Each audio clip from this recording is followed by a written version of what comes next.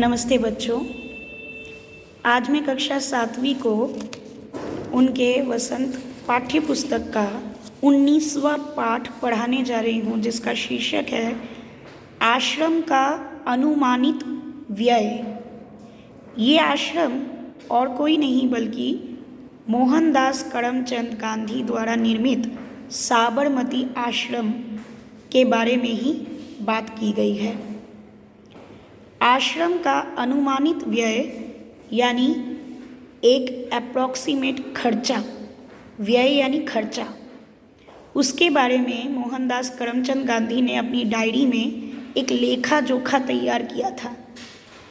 ठीक है।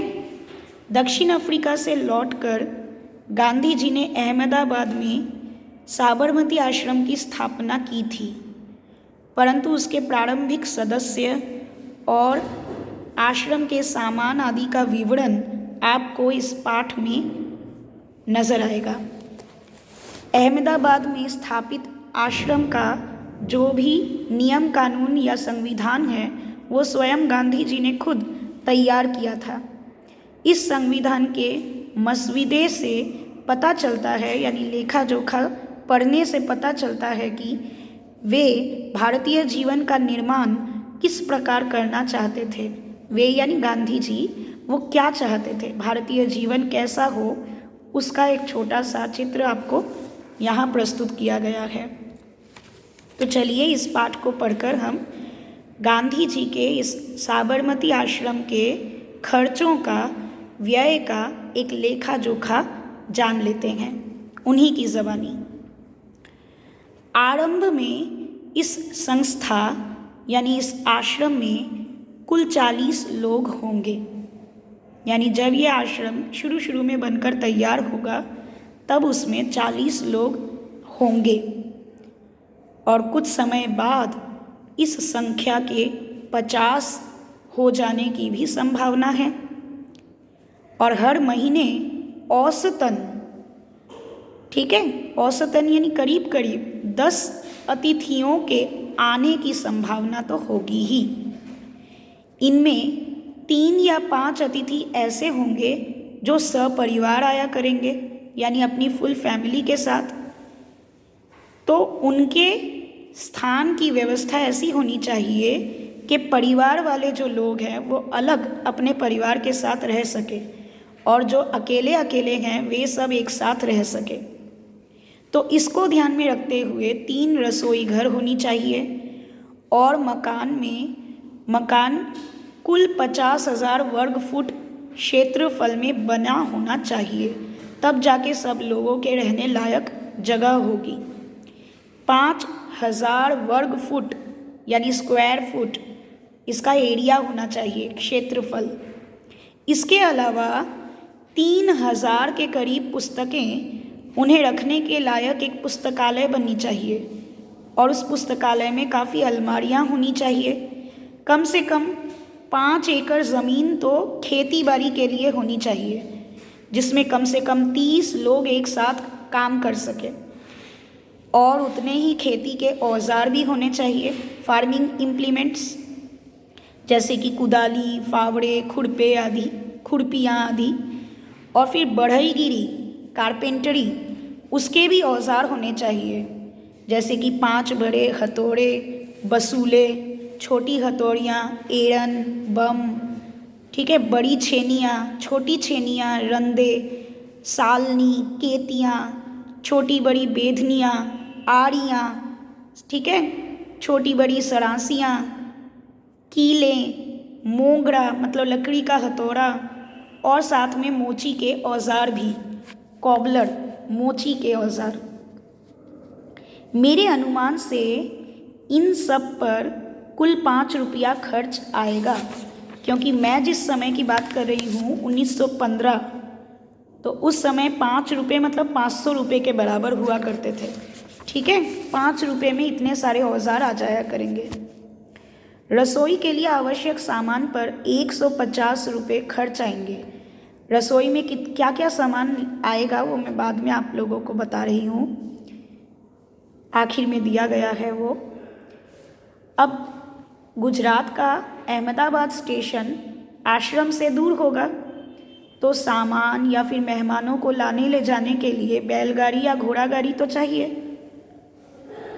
और मैं खाने का खर्च 10 रुपये मासिक प्रति व्यक्ति लगाता हूँ, यानी महीने के 10 रुपीज़ पर हेड। मैं नहीं समझता कि हम ये खर्च पहले वर्ष में निकाल सकेंगे, यानी इतना खर्च तो हम लोग खुद नहीं दे पाएंगे।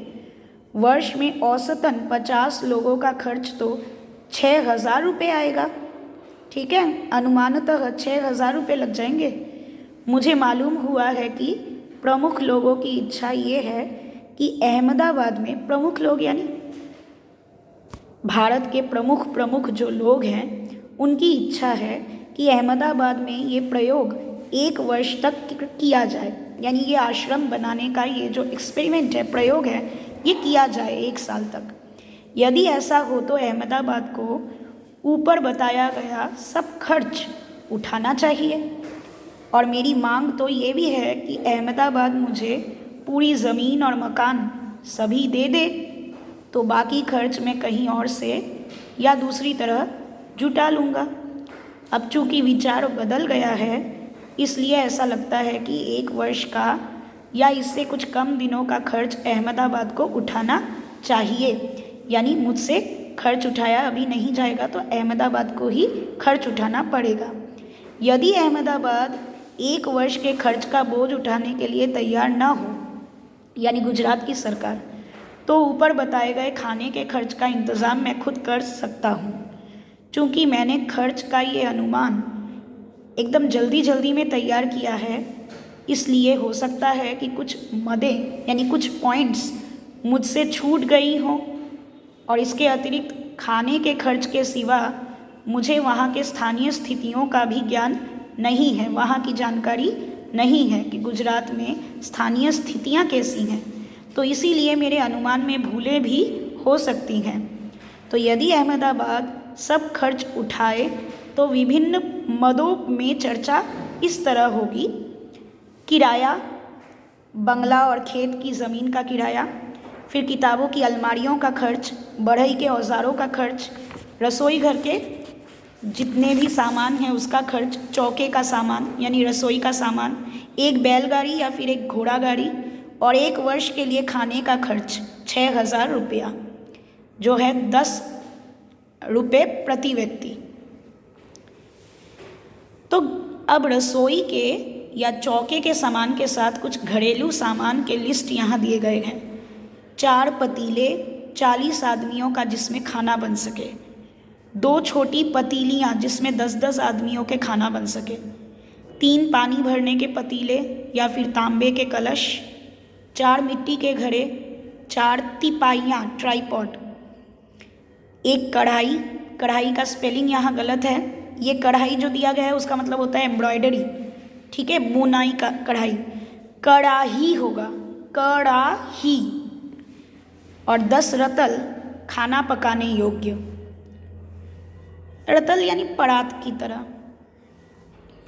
ठीक है, या बड़े बड़े हांडी की तरह, 3 कलछियाँ जिसे हम लैडल बोलते हैं, बांग्ला में हाता, 2 आटा गूंथने की परात, 1 पानी गर्म करने का बड़ा पतीला, 3 केतलियाँ केटल, 5 बाल्टियाँ या नहाने का पानी रखने का बर्तन, 5 पतीलों के ढक्कन लिड और अनाज रखने के 5 बर्तन, 3 तइयाँ, 10 थालियाँ, 10 कटोरियाँ, 10 गिलास और 10 प्याले यानी 10 कप, 4 कपड़े धोने के टब, 2 छलनियाँ, 1 पीतल की छलनी, 3 चक्कियाँ जिसमें अनाज पीसा जाए, 10 चम्मच, 1 कड़छा, ठीक है, 1 इमाम दस्ता और मूसली, ठीक है, जिसे हम हमालदिस्ता बोलते हैं, 3 झाड़ू, 6 कुर्सियाँ, 3 मेज़ें, 6 किताबें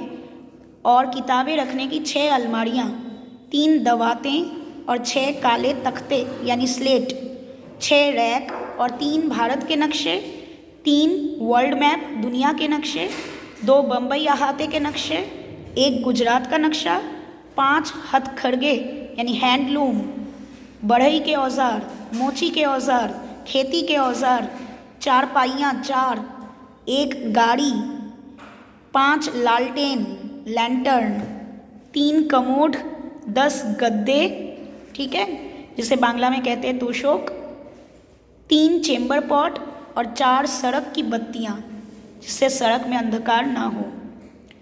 तो इस तरह से मेरा ख्याल है कि हमें लुहार और राजमिस्त्री के औजारों की भी ज़रूरत होगी, ठीक है।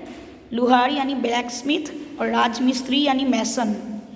दूसरे बहुत से औजार भी चाहिए, किंतु इस हिसाब से मैंने उनका खर्च और शिक्षण संबंधी सामान का खर्च शामिल नहीं किया है, यानी शिक्षा के जितने भी सामान हैं यहाँ वो इंक्लूडेड नहीं हैं। शिक्षण के सामान में 5-6 देसी हथकरघों की आवश्यकता है, ठीक है, चरखा या हैंडलूम जैसे चीज़ों को जिससे कि कपड़े बुनते हैं उसको हम हिंदी में हथकरघा बोलते हैं।